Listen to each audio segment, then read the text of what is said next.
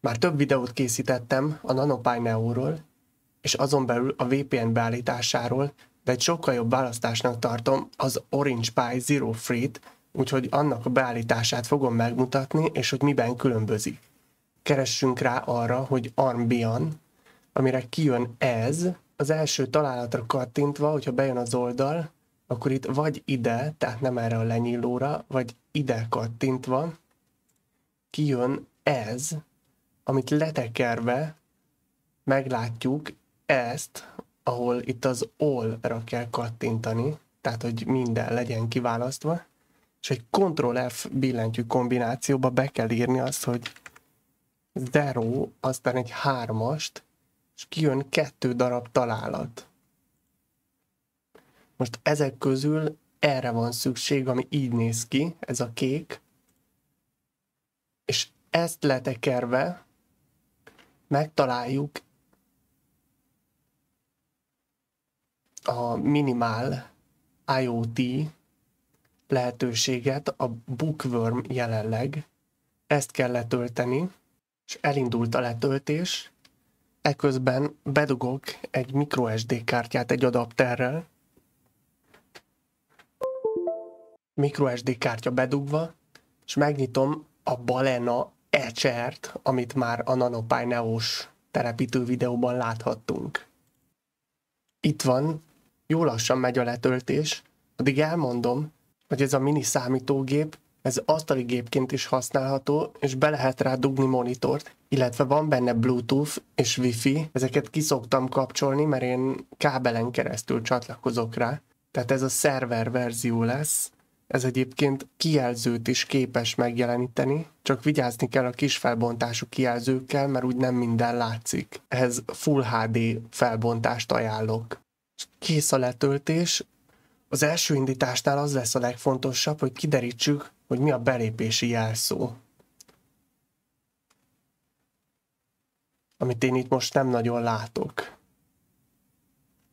Kiválasztottam az operációs rendszert, és a microSD kártyát, úgyhogy mehet az operációs rendszer telepítése az SD kártyára.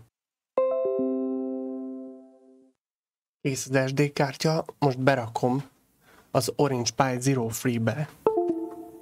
Bekapcsolt, most csalok egy kicsit, mert egy kis monitoron látom az IP címet, úgyhogy azt fogom ide beírni, de már készítettem egy videót arról, hogy hogyan lehet ezt kitalálni. És első indításnál bedobja ezt, amit el kell fogadni. Szerintem itt a bejelentkezési adat az lesz, hogy Orange Pi kétszer.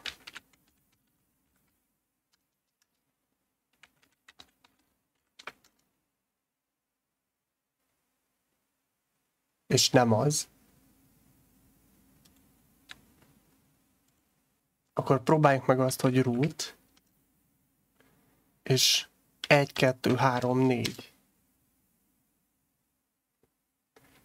És igen, ezt látom a másik kijelzőn is.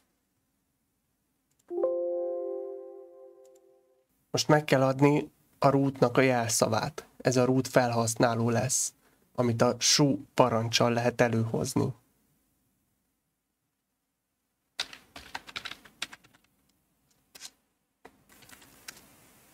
A következő a saját felhasználó. Utána a jelszó megadása kétszer, majd Enter. Itt egy N betű, Enter. És ez nem látszik Full HD-nál kisebb monitoron. Innen erre van szükség. Mindig az N alsó vonal US választása célszerű, ami jelen esetben 99. Akkor itt 7-es Európa, 20-as Magyarország, 1-es, és felállt a rendszer.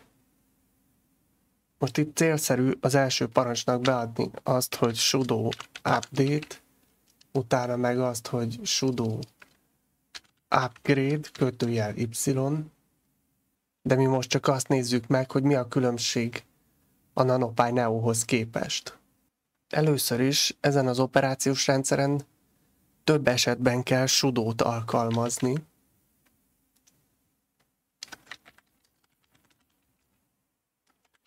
Úgy először is telepítsük a pipet.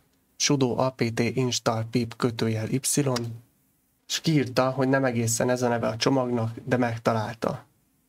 Most a következő a pip install requests. Itt látjuk, hogy valami hibát ír ki. Itt ezt a két kötőjeles dolgot kell beírni utána. Tehát nyomok egy felnyilat, elkihagyás, két kötőjel, és break system packages,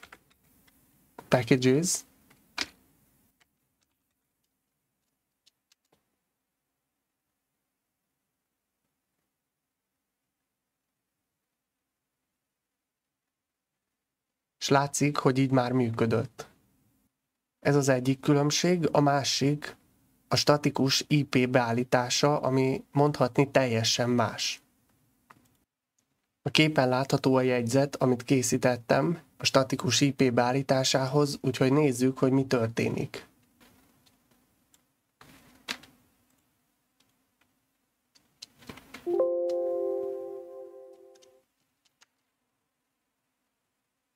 Az első parancs egy csomagtelepítés volt.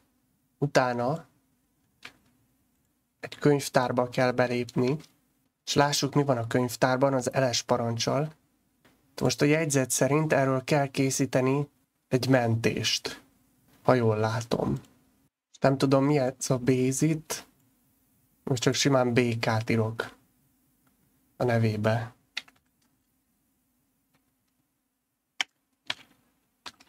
.bk. És akkor egyszer kiíratjuk a fájl tartalmát. Itt látható, ez az. És akkor jöhet a szerkesztés. Szóval ide be kell írni pár dolgot, nézzük, hogy miket. Egy Ctrl+X-el visszalépek, és egy IP addr parancsal kiderítjük, hogy END0 a neve a kábel csatlakozásnak.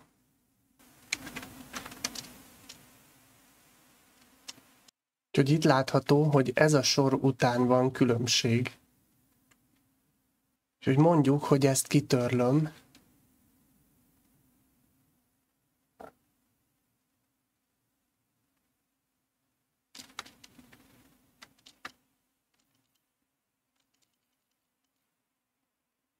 És helyette ezt bemásolom.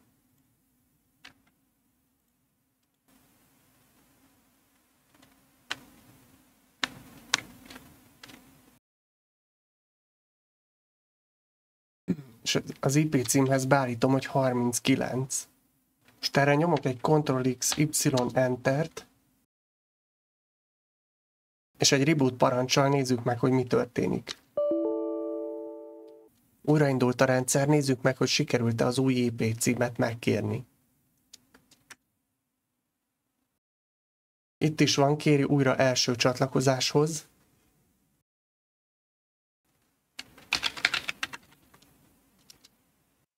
És látható, hogy sikerült belépni. Ami különbség lehet még az, hogy a cron tabot sudóval kell elindítani.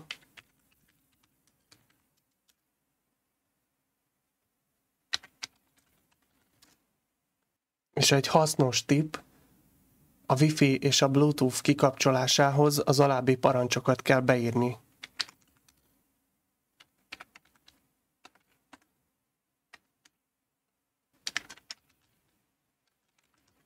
Ez kapcsolja ki a Wi-Fi-t.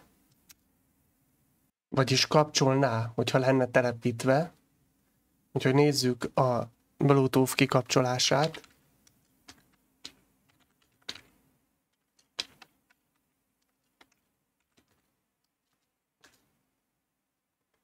Ez kikapcsolta a Bluetooth-t sikeresen. És nézzük, mit kell telepíteni ahhoz, hogy kikapcsoljuk a Wi-Fi-t is.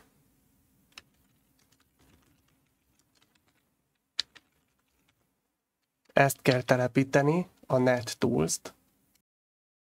Párszor a felnyilat megnyomva látszik, hogy a parancsot bevette, és ez ki is kapcsolta a Wi-Fi-t. Kikapcsoláshoz a Power Off lenne a parancs, de úgy látszik sudót kér. És összvisz ennyi a különbség a VPN beállításához az Orange Pi Zero Free-n.